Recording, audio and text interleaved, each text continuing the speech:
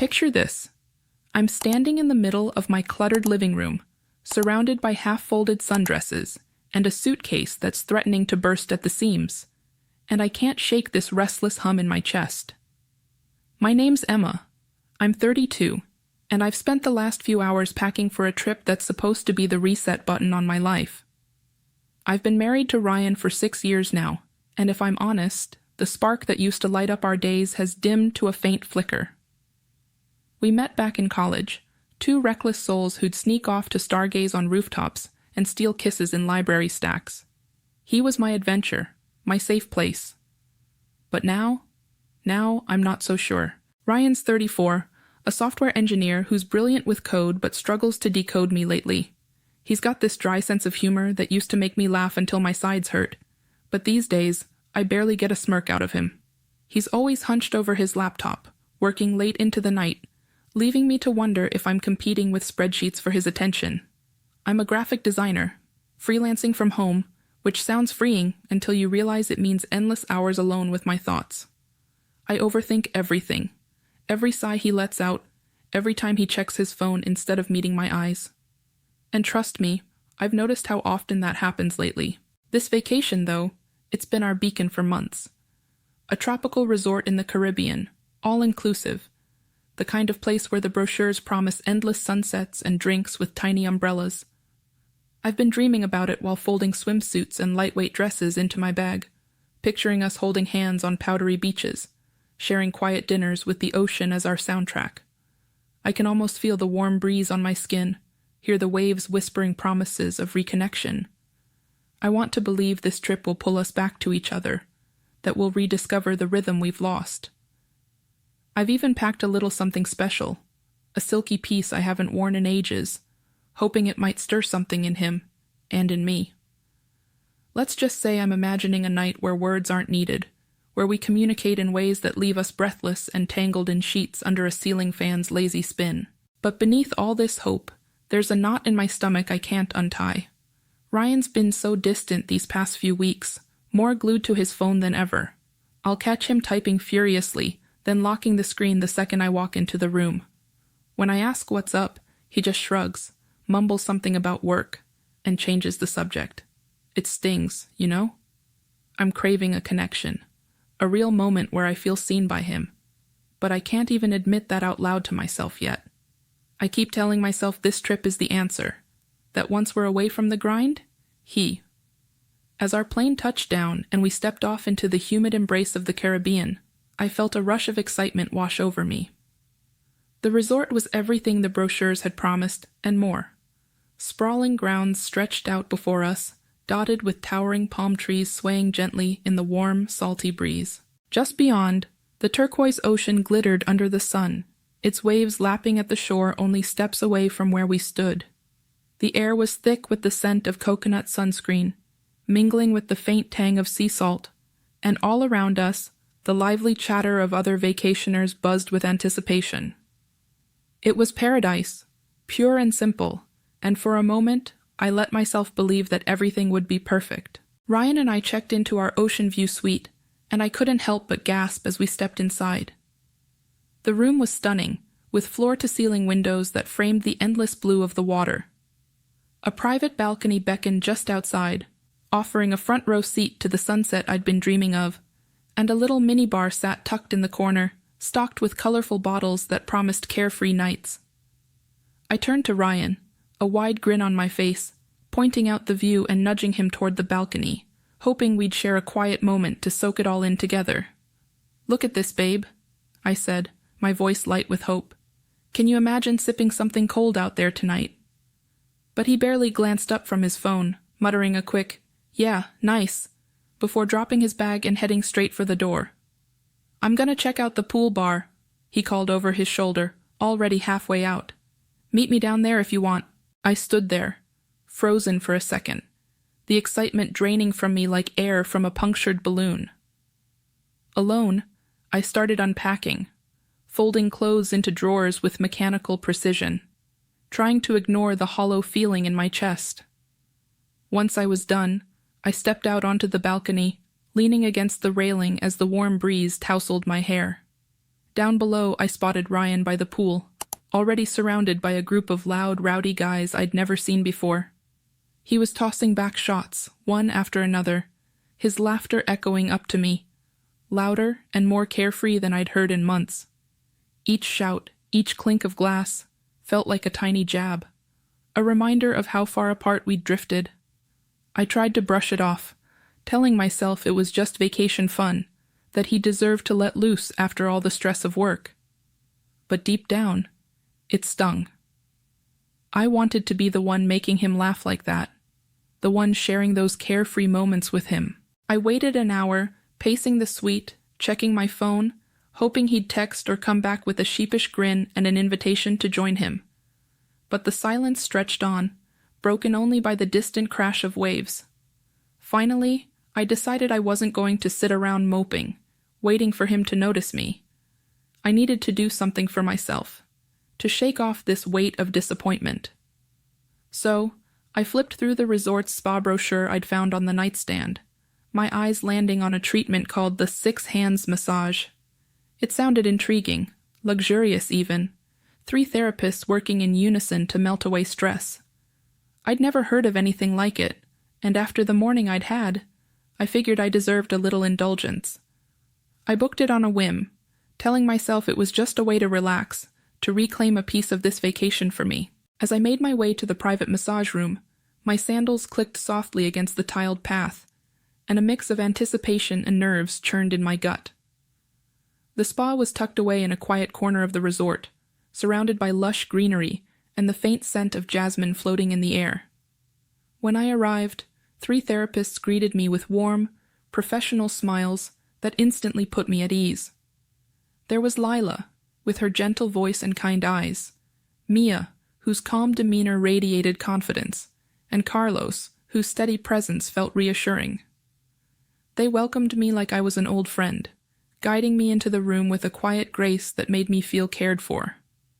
The space itself was a sanctuary. A plush massage table sat in the center, draped in soft, crisp linens that looked inviting under the dim glow of flickering candles lining the walls. In the corner, a small waterfall trickled over smooth stones, its soothing sound blending with the faint hum of instrumental music drifting through the air. The scent of lavender and eucalyptus wrapped around me like a comforting embrace, and for the first time all day, I felt my shoulders loosen just a bit. Lila gestured to the table, her voice soft as she instructed me to lie down and let go of everything. I slipped out of my robe, feeling a little self-conscious, but trusting their professionalism, and settled onto the table, the cool fabric against my skin grounding me. Then the massage began, and it was unlike anything I'd ever experienced. 6 hands moved in perfect harmony, each pair finding a different part of me to tend to.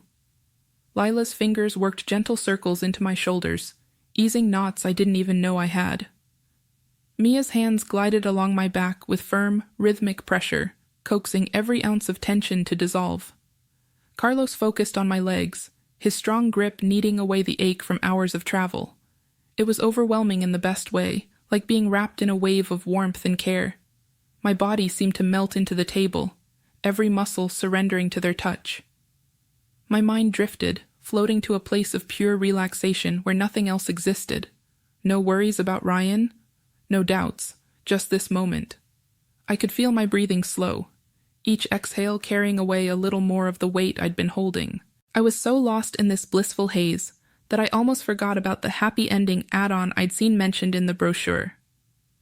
I hadn't thought much of it when I booked, assuming it was just some fancy term for a special technique or extra pampering. So when Lila's voice broke through the quiet, soft, and tentative as she asked if I was ready to proceed, I blinked up at her, a little confused but still trusting. I nodded, figuring it was just part of the experience, something to enhance the relaxation. But then, the tone shifted in a way I hadn't anticipated. Their touches slowed, becoming more deliberate, more intimate, tracing paths that felt far beyond the boundaries of a standard massage. My heart started to race, a jolt of realization cutting through the fog in my mind. This wasn't just a technique. This was something else entirely, something I hadn't signed up for, or had I, without understanding. I should have stopped it right there. I should have sat up, said something, walked away. But I didn't. I was caught in this strange, intoxicating haze of sensation and curiosity, my body responding in ways my mind couldn't quite catch up with. My pulse thundered in my ears as their hands continued, guiding me into uncharted territory with a tenderness that felt almost surreal. Part of me screamed to think of Ryan, to remember the vows we'd. As I stepped out of the spa, my legs felt like they might give out beneath me, trembling with every step along the tiled path. My mind was a storm, swirling with a chaotic mix of shame and a strange, lingering exhilaration that I couldn't shake off. I tugged at the plush robe wrapped around me, pulling it tighter as if it could somehow shield me from the weight of what had just happened. I couldn't bring myself to meet the eyes of Lila, Mia, or Carlos as they stood by the door, their voices soft and professional as they bid me goodbye with polite smiles. Their calm demeanor only made the whole experience feel more surreal, like I'd stepped out of a dream I wasn't sure I wanted to wake from. I mumbled a quick thanks, my voice barely above a whisper, and hurried away, the scent of lavender still clinging to my skin like a secret I couldn't wash off. The resort's vibrant energy hit me like a wave as I made my way back toward the bar area. The evening had settled over the grounds, transforming the place into a picture of tropical romance. Twinkling lights were strung along the winding paths, casting a warm golden glow over everything. Couples strolled hand in hand, their laughter mixing with the clink of cocktail glasses as they shared intimate moments over drinks. In the distance, the laid-back rhythm of reggae music floated through the air, its mellow beat a stark contrast to the frantic pounding of my heart. I felt like an outsider in this paradise, my thoughts dragging me back to that dimly lit room, replaying every touch, every moment of weakness over and over until it was all I could see. How had I let myself cross that line? How had I allowed myself to be swept away by something so forbidden, even if it was cloaked in tenderness and care? The memory of those final, unspoken boundaries being crossed, moments I can only describe as a dance of unspoken desires, burned in my mind, leaving me dizzy with guilt. I wondered how I'd face Ryan. Would he see it in my eyes? Sense the shift in me like some unspoken betrayal hanging in the air between us? My stomach churned at the thought of looking into his face, of pretending everything was fine when I felt like I was unraveling from the inside out. Every step toward the bar felt heavier, like I was dragging the weight of my choices behind me. The lively chatter and music grew louder as I approached, the pool bar coming into view with its thatched roof and colorful lanterns swaying gently in the breeze. And there he was, still slouched over a beer, just as I'd seen him earlier from the balcony. His posture was relaxed, almost too casual, his shirt untucked and hanging loosely over his frame. His eyes were glassy, catching the light as he looked up and spotted me, a wide, lopsided smile spreading across his face. He waved me over with an exaggerated gesture, like he'd been waiting for me all this time, oblivious to the hours I'd spent wrestling with myself. My chest tightened with a sharp pang of guilt as I got closer, noticing the little details I'd always loved about him, the way his hair fell messily over his forehead, the boyish vulnerability in his grin despite the haze of alcohol. He looked so carefree in that moment, so unlike the distant man I'd been struggling to reach for months, and here I was, carrying a secret that felt like it could shatter everything. "Hey, there you are," he called out, his voice slurring just enough to tell me he'd had more than a few drinks. "Where have you been hiding, Em? I was starting to think you ditched me for some beach bum." He chuckled, patting the stool next to him as if nothing in the world was wrong. I forced a smile, my lips tight as I slid onto the seat. "Just at the spa," I managed to say, my voice catching in my throat, sounding thinner than I'd intended. I stared down at the polished wood of the bar, unable to meet his gaze for more than a second. My hands fidgeted in my lap, fingers twisting together as if they could wring out the tension coiled inside me. Ryan didn't seem to notice the tremor in my voice, or if he did, he didn't show it. The noise of the bar swirled around us, glasses clinking, people laughing, the reggae beat pulsing in the background, but it all started to fade, like someone had turned down the volume on the world. All I could hear was the thundering of my own heartbeat, hammering against my ribs as I sat there, wrestling with the storm inside me. Do I tell him? Do I let this secret spill out and risk everything? Or do I bury it deep, hoping it never claws its way to the surface? My palms were sweaty, gripping the edge of the bar for some kind of anchor, but nothing could steady me now. I glanced at Ryan out of the corner of my eye, his face flushed from the drinks, his expression loose and unguarded. He had no idea about the war raging in my head, no clue that I was teetering on the edge of a confession that could shatter us. I opened my mouth, the words clawing their way up my throat, barely audible over the muffled chaos around us. Ryan, we need to talk. My voice was a whisper, fragile and shaky, like it might break apart mid-sentence. He turned to me, his brow furrowing in confusion, the drunken haze in his eyes sharpening just a touch. Huh? What's up, Em? He slurred, tilting his head like a puzzled puppy. I could see the gears turning slowly in his mind, trying to catch up, and I felt my chest tighten even more. This was it, the moment I'd been dreading since I walked out of that spa room with guilt branded on my skin. But before I could force out the truth, he cut me off with a sloppy grin, waving a hand dismissively. Hey, listen, I'm sorry for ditching you earlier. I just needed to blow off some steam, you know? Work's been a beast. We're good, right? His apology hit me like a punch, unexpected and raw. It wasn't what I'd braced for, and instead of easing my burden, it sharpened the edges of my guilt until it cut deeper. How could he be so blind to the fact that I needed him today? Needed us to be something more than strangers passing through the same vacation? Anger flickered alongside the shame, hot and bitter, burning in my throat. I wanted to scream at him, to ask how he couldn't see the distance between us, how he couldn't feel the weight of everything I wasn't saying.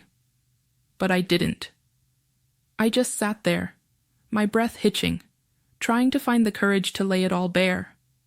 I took a deep, shuddering inhale, the decision made in a split second. I had to confess, had to let this poison out before it consumed me whole. But as I parted my lips to speak, Ryan leaned in, his movements clumsy and uncoordinated, and pressed his mouth to mine. It was a messy kiss, tasting of beer and carelessness, more habit than passion, like muscle memory taking over where emotion had long since faded. My heart stuttered, caught off guard, and I pulled back almost instinctively, the sting of tears pricking at the corners of my eyes. His closeness, once so comforting, now felt like a mockery of what we used to be. Ryan, stop, I choked out, my voice cracking under the strain. I did something terrible. The words tumbled out before I could stop them, raw and jagged, hanging in the air like a storm cloud ready to burst. He blinked at me, the fog of alcohol lifting for just a moment as his eyes searched mine. What? What do you mean? He mumbled, his tone shifting, a hint of unease creeping in. I couldn't look at him, couldn't bear the weight of his gaze. So I stared at the bar top, my fingers trembling as they traced invisible patterns on the wood. My throat felt like it was closing up, the confession I'd planned dissolving into fragments of half-truths. At the spa, I stammered, my voice breaking with every word. I crossed a line. I didn't mean to, but I let things go too far. My voice cracked on the last word, barely a whisper, as if saying it any louder would make the weight of it crush me completely. Ryan's face shifted, confusion deepening into something heavier, something I couldn't quite read through the haze of his intoxication. He leaned back slightly, his hand dropping from where it had lingered near mine on the bar. Too far? How? He asked, his words slow, like he was trying to piece together a puzzle with missing pieces. I wanted to tell him everything, to let the truth spill out like a broken dam, but the words stuck in my throat, suffocating me. Instead, I shook my head, tears brimming in my eyes, and muttered, I got caught up in a moment I shouldn't have. I'm so sorry it wasn't the full story, not even close, but it was all I could manage without shattering right there in front of him, He stared at me for a long moment, his expression unreadable, before letting out a heavy sigh and rubbing a hand over his face. I don't even know what you're talking about right now," he slurred, his voice thick with exhaustion and alcohol. "Can we just deal with this tomorrow? I'm too out of it." His words stung more than I expected, not because they were harsh, but because they were so dismissive, like my confession was just another inconvenience to push aside. I nodded silently, my chest tight, knowing I'd dodged the full impact for now, but also knowing it couldn't stay buried forever. We sat there in an awkward, heavy silence, the noise of the bar fading into a distant hum as the space between us grew wider than ever. The reggae beat pulsed on, the laughter of strangers mocked me, and I felt like I was drowning in the weight of what I'd done and what I hadn't said. Eventually, Ryan mumbled something about heading back to the room, his voice barely audible over the clatter around us. I followed him, my steps sluggish, like I was wading through quicksand. He stumbled a few times on the path, his shoulder brushing against mine without any real intent, and I couldn't help but feel the irony of it. Us, so close physically, yet miles apart in every way that mattered. When we reached our suite, he didn't say a word, just collapsed onto the bed fully clothed, his breathing heavy and uneven as he passed out almost instantly. I stood there for a moment, watching the rise and fall of his chest, feeling a pang of something I couldn't name. Regret, maybe, or a longing for the version of us that used to be. But I couldn't stay in that room, couldn't bear the suffocating stillness of it all. So, I slipped out onto the balcony, the cool night air hitting my skin like a slap, grounding me just enough to keep the tears at bay. I leaned against the railing, staring out at the dark ocean, stretching endlessly before me. The waves were invisible in the blackness, but I could hear them crashing against the shore, a steady, relentless rhythm that mirrored the chaos in my mind. My thoughts spiraled, replaying the day over and over like a broken record. I thought about the excitement I'd felt stepping off the plane, the way my heart had soared at the sight of this paradise, believing it could fix everything.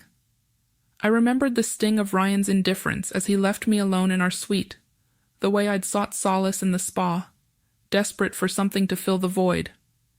And then, that moment in the massage room, where I'd let myself drift into forbidden territory, where boundaries blurred into a haze of sensation and surrender. It hadn't been just a lapse in judgment.